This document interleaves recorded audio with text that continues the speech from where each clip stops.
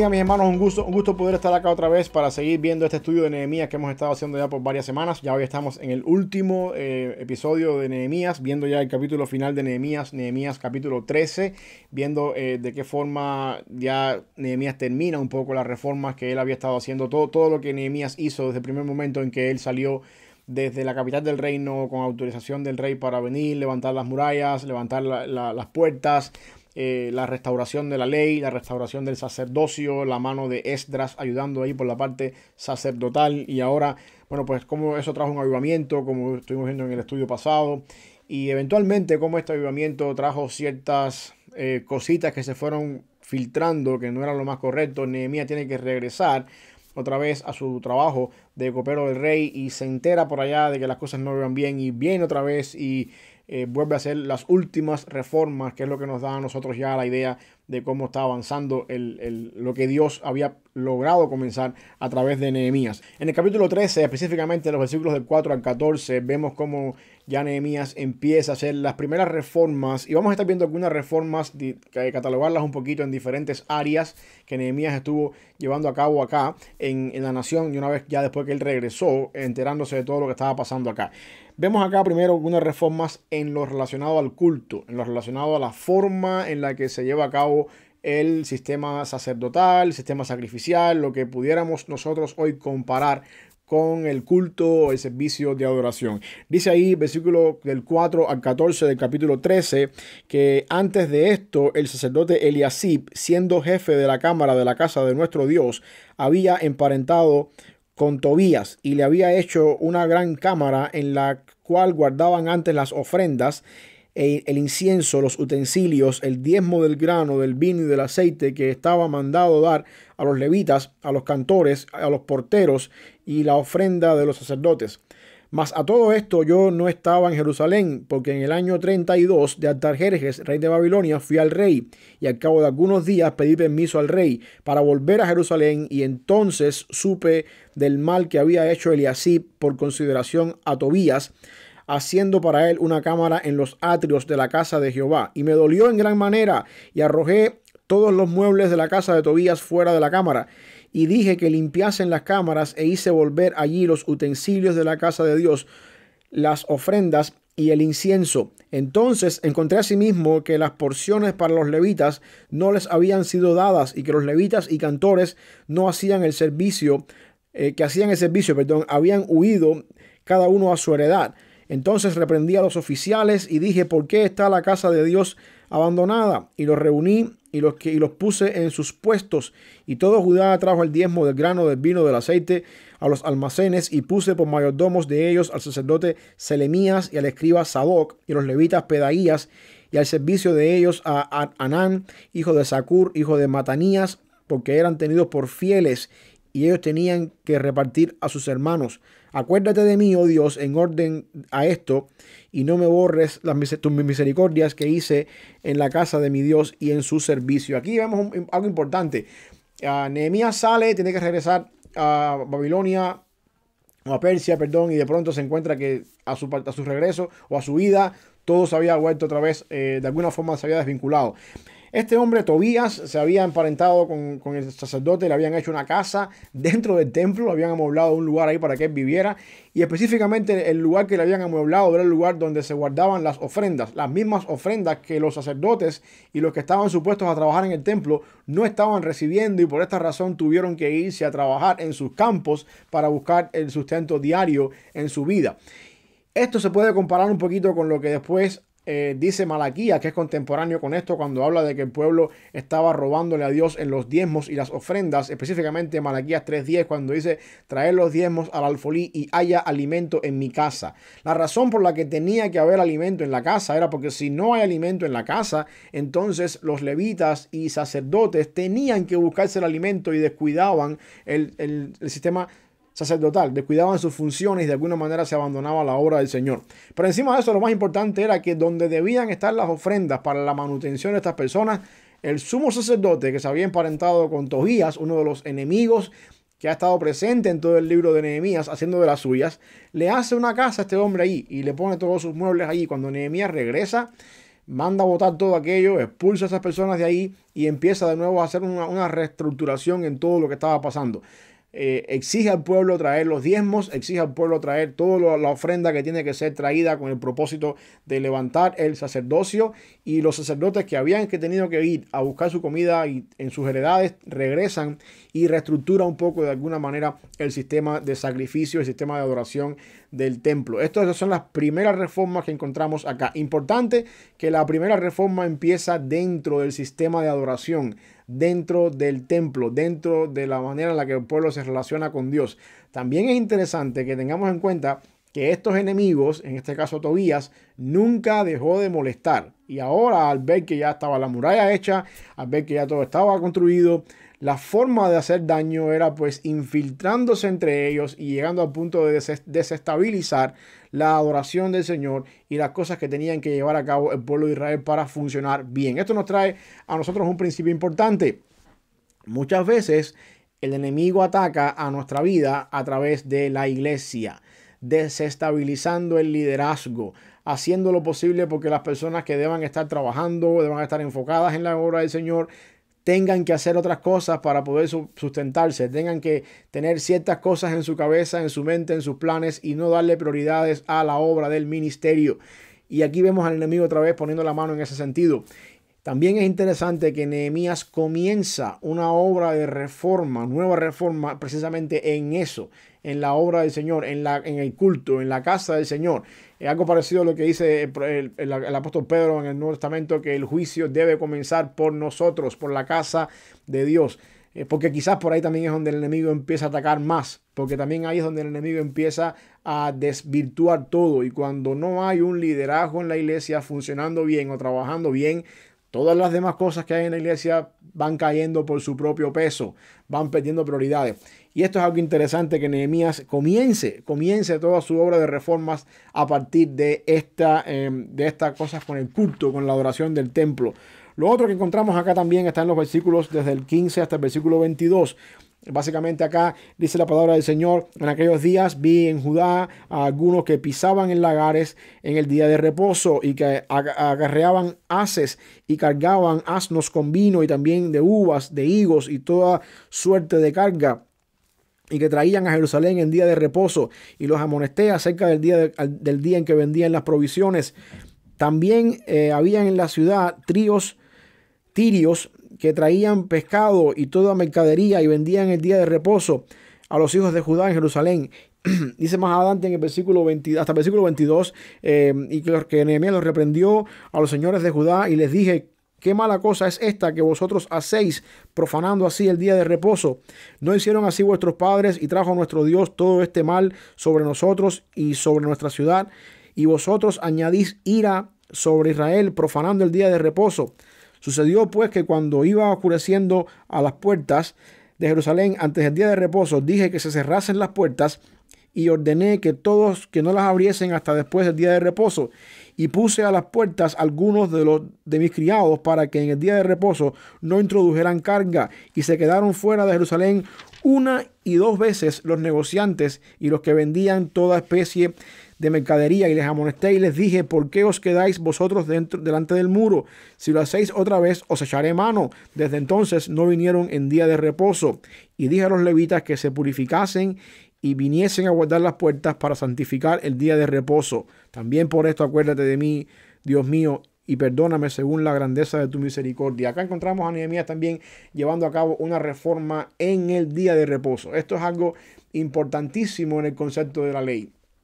El sábado era un día sagrado, era el día en que las personas dejaban de hacer todo lo que tenían que hacer y se dedicaban al Señor, se dedicaban a su vida espiritual. Estas personas estaban profanando el día de reposo, trayendo trabajo y desvirtuando a las personas con respecto a su tiempo personal con Dios en el tiempo de la adoración. Y Nehemías tiene que ver con esto, ve un peligro en esto y entiende que de alguna manera esa profanación del día de reposo fue lo que trajo también en sus padres, en sus antepasados, el juicio de Dios mientras ellos estaban viviendo antes del cautiverio. Y ahora los amonesta y toma cartas en el asunto para impedir que personas que no conocen necesariamente la ley de Dios y que no viven bajo el temor de Dios no hagan estas cosas, sino que cierra las puertas, pone guardias en las puertas, amenaza a estas personas para que no vendan en el día de reposo. No hay problema con comprar y vender cualquier día de la semana, pero no puede ser el día de reposo. Y esta es una reforma que vemos también en el caso de Nehemías. Hoy en día nosotros no guardamos el sábado como el día de reposo porque estamos conscientes de que Cristo viene y Cristo es el cumplimiento de la ley. Él dice que en Él se cumple la ley y Él es el Señor del sábado. Pero el concepto de tener un día para la adoración, un día para quedarnos con el Señor, para encontrarnos con el Señor, trasciende también hasta nuestros días. Y muchas veces el problema en nuestra vida es que nosotros priorizamos otras cosas el día en que nosotros deberíamos priorizar la adoración juntos en la iglesia. Una vez más, no es que el domingo reemplaza el sábado, no es que lo que los judíos hacían el sábado, nosotros lo hacemos ahora el domingo, no es esa la idea. Cristo es el Señor del sábado y nosotros estamos supuestos a buscar nuestra vida espiritual, nuestra comunión con Dios, no el sábado ni el domingo, sino lunes, martes, miércoles, jueves, viernes, sábado y domingo, todos los días, 24/7.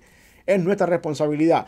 Pero también no es menos cierto que existe un día en la semana en que nosotros tenemos la oportunidad de adorar juntos en la comunión de su pueblo, en la comunión de la iglesia, en la adoración corporativa, juntos buscar la presencia del Señor. Y eso uno no lo puede hacer en casa, porque ahí no está toda la iglesia. Y por estas cosas de la vida, y porque siempre ha sido así en el Nuevo Testamento, lo hacemos el domingo. El concepto es que también hay un problema cuando nosotros sacrificamos nuestro tiempo de adoración en corporación, en toda la iglesia, y ponemos por encima de eso prioridades en nuestra vida. La iglesia es importante, el ser parte de la comunidad de la fe es importante. No es una idea nuestra de los pastores de que queremos que la gente esté el domingo sentado ahí para escuchar el mensaje que predicamos y preparamos por toda la semana, ni tampoco es nuestro orgullo de decir tuvimos el culto lleno hoy. Dios fue el que diseñó que la iglesia adorara junta. Dios fue el que diseñó que los cristianos se reunieran al menos una vez a la semana y juntos adoraran y juntos se animaran unos a otros, y eso ocurre el domingo en cada iglesia local en el mundo evangélico. Por lo tanto, esa debe ser una prioridad. No existe mayor privilegio ni mejor momento para juntos crecer que cuando lo hacemos en la comunidad de redimidos en la iglesia local. Y cuando nosotros ponemos prioridades por encima del domingo o del día en que nos reunimos en la iglesia, estamos cayendo de alguna manera en perdernos el privilegio por poner prioridades encima de eso, de juntos como iglesia poder adorar, y de perdernos uno de los mejores beneficios donde Dios envía, según el Salmo 133, bendición y vida eterna cuando los hermanos están juntos en armonía. Esto es la otra cosa que Nehemías también hace, reformas aquí. Nehemías también habla un poquito acerca de las reformas culturales, de lo que ocurre dentro de la nación desde el punto de vista cultural. En los versículos desde el 23 hasta el 27 se nos dice que había asimismo en aquellos días a judíos que habían tomado mujeres de Asdod, amonitas y moabitas, y la mitad de sus hijos hablaban la lengua de Asdod, porque no sabían hablar judaico, sino que hablaban conforme a la lengua de cada pueblo, y reñí con ellos y los maldije y herí a algunos de ellos y les arranqué los cabellos y les hice jurar diciendo: no daréis vuestras hijas a sus hijos y no tomaréis de sus hijas para vuestros hijos ni para vosotros mismos. ¿No pecó por esto Salomón, rey de Israel? Bien que en muchas naciones no hubo rey como él, que era amado de su Dios, y Dios lo había puesto por rey sobre todo Israel. Aún a él le hicieron pecar las mujeres extranjeras, y obedeceremos a vosotros para cometer todo este mal tan grande y prevaricar contra nuestro Dios tomando mujeres extranjeras. Una vez más, aquí está el problema. Había personas que, producto de que se habían bajado un poco las guardias con respecto a las reformas, empezaron a tomar mujeres de otra nación. Y Nehemías viene en este momento y arremete contra ellos bajo la premisa de que el problema nuestro como nación comenzó cuando Salomón, siendo uno de los reyes más grandes de la nación, se empezó a juntar con mujeres paganas y poco a poco abrieron la puerta a la idolatría. Después llegamos a esta condición en la que Dios nos expulsó de la tierra, nos llevó cautivo por 70 años, ahora estamos regresando, Dios nos ha permitido tener un templo nuevo, tener la ciudad nueva, tener todo otra vez nuevo, y ustedes vuelven a lo mismo otra vez. Esa es la idea de Nehemías cuando habla de esta manera acá. Muchas de las personas que estaban en este momento, el problema era mucho más grande todavía, porque Nehemías se da cuenta que hay muchas personas acá de segunda generación, o sea, hijos de estos matrimonios mixtos, que ni siquiera les importaba el idioma hebreo. Ni siquiera querían hablar el hebreo, no les importaba. Si no les importaba el idioma, tampoco les importaba la adoración, tampoco les importaba Dios.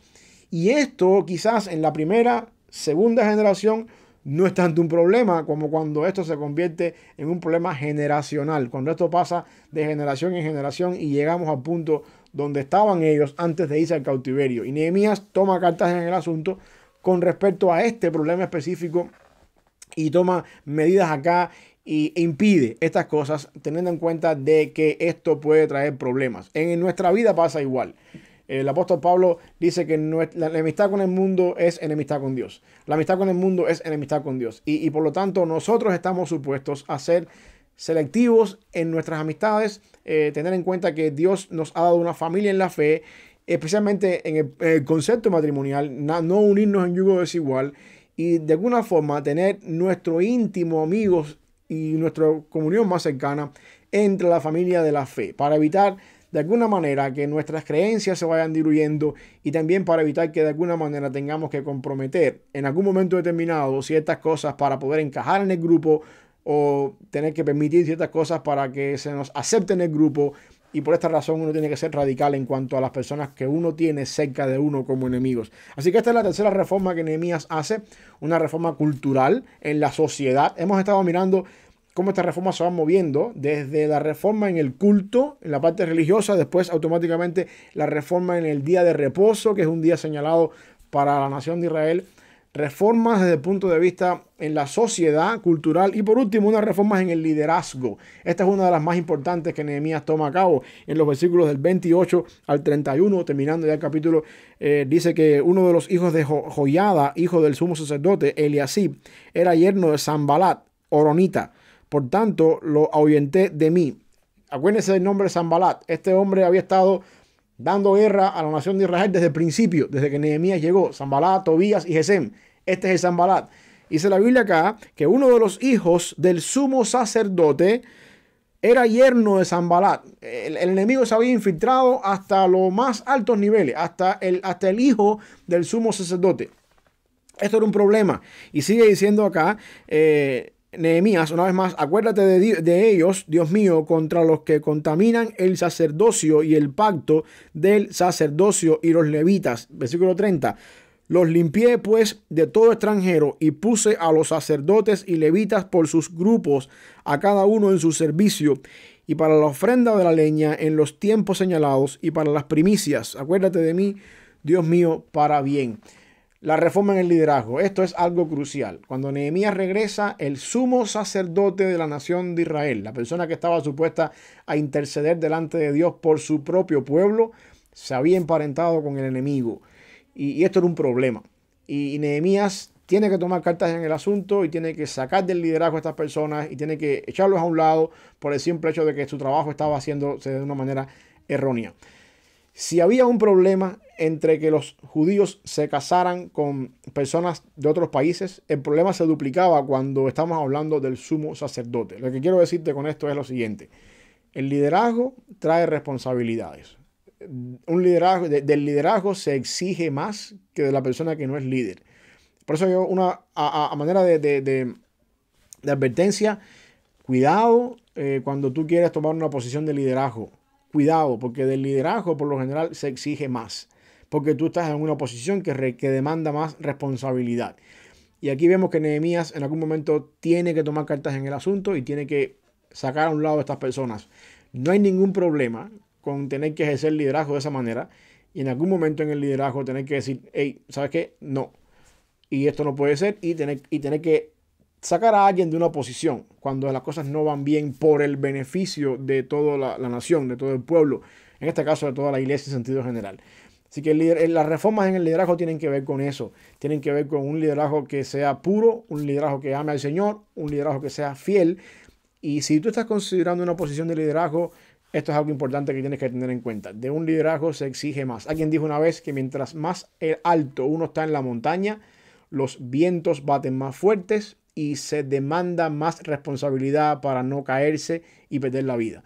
Y si la montaña fuera el liderazgo, mientras más alto sea la posición que uno tiene en el liderazgo, más responsabilidades tienes que tener, más carácter tienes que tener para mantenerte en esa posición y cuando tú cometes un error, a ti se te va a cobrar más caro que lo que se le puede cobrar a una persona que está más abajo de ti en el liderazgo. Eso no es que tú seas mejor que nadie, y eso no es que tú tengas una posición privilegiada, mejor que nadie. El liderazgo en la vida cristiana, todos estamos conscientes que es una oportunidad de servicio que Dios nos concede, que Dios nos da, a pesar de nuestras imperfecciones, pero que demanda responsabilidad y que demanda un carácter que sea digno de llevar a cabo cierto liderazgo. Y en ese sentido, cuando hay fallas en el liderazgo, uno tiene que tomar cartas en el asunto por el bien, en primer lugar, del líder y en segundo lugar, de la nación que está por debajo de ese liderazgo. Tú no quieres que estas cosas contaminen toda la nación. Esto es como dice el apóstol Pablo, que un pecado es como una levadura que leuda toda la masa. Tú no quieres que esto suceda y hay que tomar cartas de vez en cuando en el asunto del liderazgo precisamente por eso. Así que, ¿qué encontramos con Nehemías? Nehemías cierra su avivamiento que comenzó con una oración, confesión de pecados, como vimos la semana pasada, con ciertas reformas. Reformas en el culto, reformas en la adoración, el día de reposo, reformas en la parte cultural, en el pueblo y eventualmente reformas en el liderazgo. Para de alguna forma mantener ese espíritu, ese despertar que Dios había traído sobre su nación, producto de un avivamiento al regresar del cautiverio. Con este estudio cerramos Nehemías y podemos ver acá un liderazgo que funciona. En el caso de Nehemías podemos ver también cómo es que Dios usa personas para llevar a cabo su obra, cómo es que Dios lleva a cabo un despertar, de qué forma podemos ver ciertos patrones en un avivamiento y qué cambios y qué ajustes se requieren después que Dios lleva a cabo un liderazgo. Que Dios te bendiga, que este estudio de Nehemías haya sido una bendición para tu vida y la semana que viene vamos a seguir hablando un poquito acerca de otro libro de la Biblia que también tiene que ver en cuanto a esta época geográfica, en este momento histórico. Así que te lo dejo de incógnito. La semana que viene nos vemos para seguir avanzando en nuestro estudio bíblico. Bendiciones.